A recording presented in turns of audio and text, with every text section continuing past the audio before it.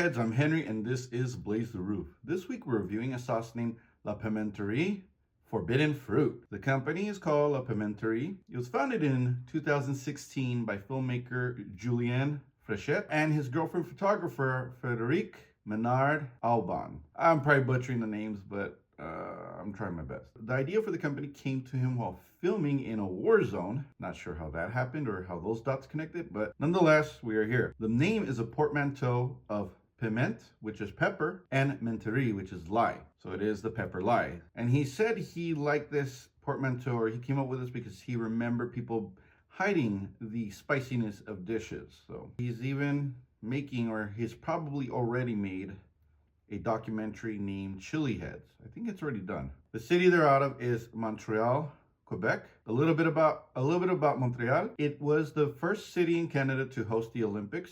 The person who designed Central Park also designed Mount Royal Park in Montreal. The Iroquois were the native people of this region. Montreal was the largest city in Canada until Toronto overtook them. No building in Montreal can be taller than the cross on the empty Royal Mountain. And then it has the second highest restaurants per capita, second only to New York City. Famous people from Montreal include Melissa Off-the-Mar, who is the basis for Hole and Smashing Pumpkins, the ever lovely and exotic Emmanuel Tricky,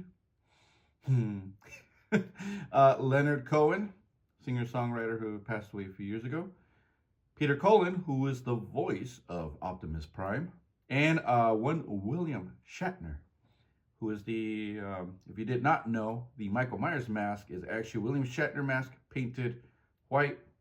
The hair is colored, and then the eye holes opened up. Let's look at the packaging. La Pimenterie always has a black label with this really fancy lettering. Here's the fleur de lis right there. And then in here, or on here, shall I say, there's a hand reaching out to a chili pepper that's hanging from a tree.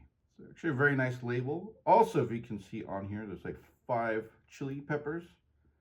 This is supposed to be rather hot. Let's look at the ingredients. All right, the ingredients include selected hot peppers, which include red long peppers, red habanero peppers, red jalapeno, chocolate habanero, boot jolokia peppers, and Trinidad scorpion peppers. Oh, there's some heat in this. Water, white vinegar, shallots, cane sugar, cider vinegar, oak pellets infusion, interesting, garlic, salt, dehydrated scorpion red peppers.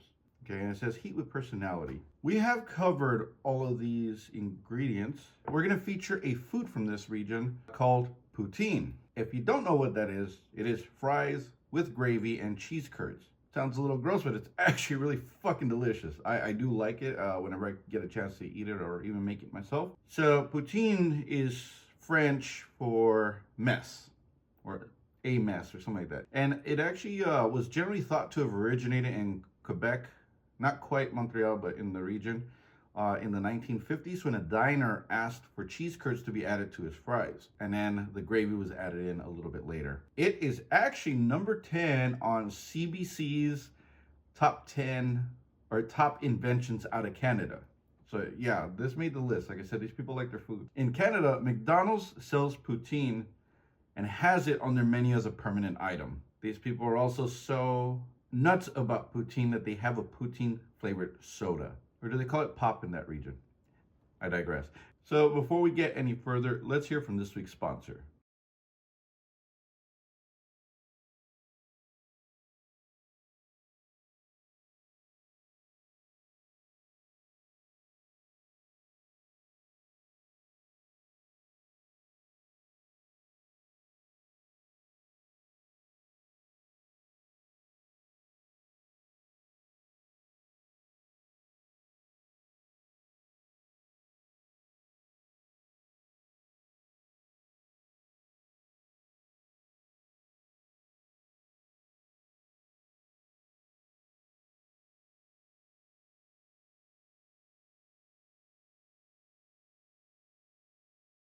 Now for the moment of truth. Woo! Oh man, that smells hot. It smells nothing but peppers. Fuck me. Like, it smells hot. Oh man, this one might be brutal, man. I don't know. It's only 100. Well, I'm only 124,000, but it is watery. like a bright reddish orange. Let's get right to it. Fuck it. Let's see how this goes. Here we go. To the forbidden fruit. Cheers. Well, that hits right away. So the burn is building in the back. It's burning at the tip of the tongue too. So jalapeno tends to hit the tip of the tongue. The hotter peppers tend to hit the back. I got a hiccup going. It is hot. It is on the lower end of what I would call a heavyweight, but that does pack quite a punch.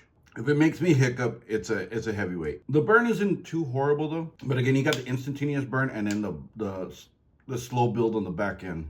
A lot of pepper going on there. If this were not as fluid as it was, as watery, this would be up there. Like, you could tell this is I don't want to say diluted because it's not diluted. It's pretty hot still, but pure pepper. That's the flavor you get with a little bit of, you know, a little bit of seasoning. It's a good sauce. I'm gonna definitely use it. Would I buy this? I'm gonna compare it to Hellboy Legendary as Fuck, which is one of my favorite sauces. It might be like a step under that. Well, maybe it doesn't have the flavor because that one has tomato. I think I would buy this one because it's just neutral. It's just the heat and a little bit of seasoning. So this is pretty neutral. That means you could probably throw it on anything. Whereas the Hellboy has a little bit of tomato. It is one of my favorite sauces, but you can't really necessarily throw it on just anything. So using that basis of comparison, I would have this in my repertoire so that I could just change it up and put it on everything. Good sauce. Yeah, sweating a little bit.